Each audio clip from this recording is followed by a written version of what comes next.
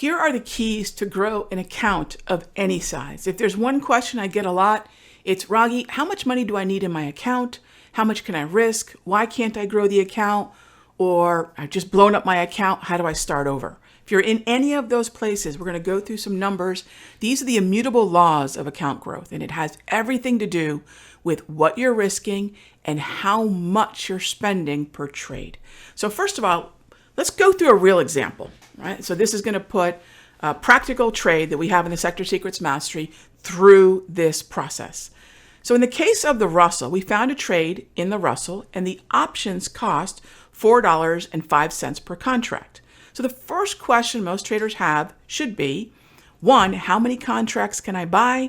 And two, what is the risk? Now for most traders, they're using max debit. What that means is if they buy this contract for $4.05, they are then going to risk all $4.05. Well, the problem with that is oftentimes these traders are then exceeding risk of sometimes 5, 10, or more percent of their account. So imagine putting on a trade and your account is down 10% on an inevitable stop out. This is what slowly blows up an account. Too much risk per trade. So what's the first thing we can fix? How much should or could we risk per trade? I will never risk more than 3 to 5% of my account on any one trade.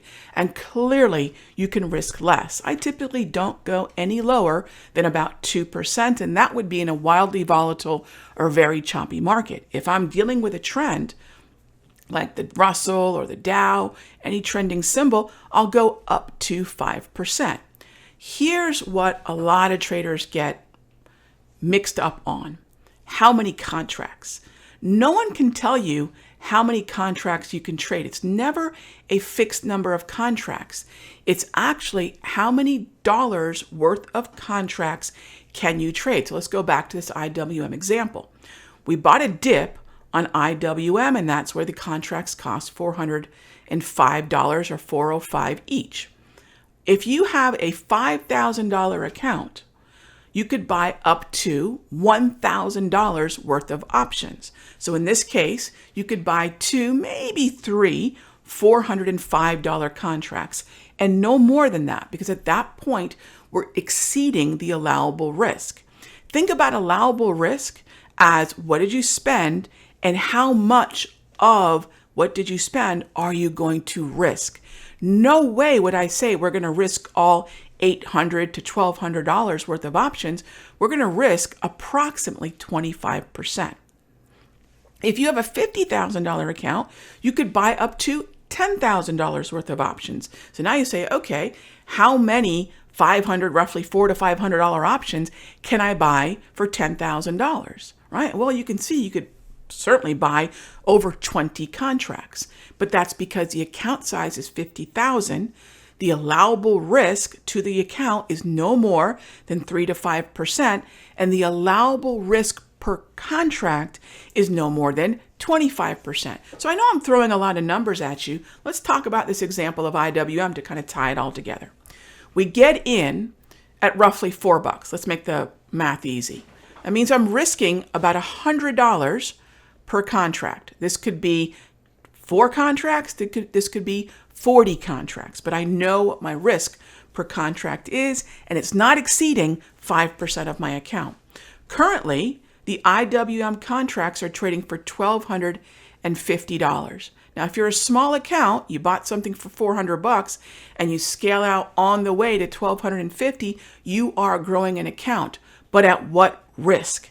$100 per contract. That's how you grow an account. You make sure your average loss is smaller than your average gain. You make sure that your risk reward is at least 1-to-1, not upside down where you're risking more than you could possibly make at the first target. The key to growing accounts is working this math. Start with how much money do you have? Then move on to how much of that account, how much money you have that you will risk, do not exceed 5%, and then how much per contract will you risk? And this is not an atypical example. We've done the same thing in gold. We've done the same thing in Google. The idea is to make sure you understand what you're risking before you get into the trade. And you know, therefore, even if you're wrong, and you're going to be wrong eventually, you're not risking more than 3 to 5% of your account and no more than 25% of premium paid. So the key to all this is making sure that you are, in fact, risking enough to make your account grow, but not so much that you're risking blowing up the account by oversizing. And this is the basic math around how to make a mathematical probability grow an account. Now, even if we have only a 55% win rate, which is just barely better than a coin toss, this process will grow an account, whether it's a small account or a large account. But let's face it, all of us want to trade far better than that. The next step of this, and the real key, is trade selection, symbol selection, watch list building. So for example, this was one of 5 open trades in the Sector Secrets Mastery right now. The same math and the same growth occurred in Google. The same math and the same growth occurred in GLD. So we took a long trade in Google via calls, using the same math in GLD and IWM. And we also had a loss in Exxon.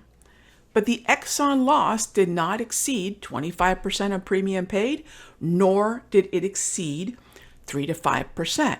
So when our average wins are 80 to 100% on premium paid, like in Russell, Gold, and Google, and the average loss was 25% of premium paid, even at a 55% win rate, we're going to win and we're going to grow the account.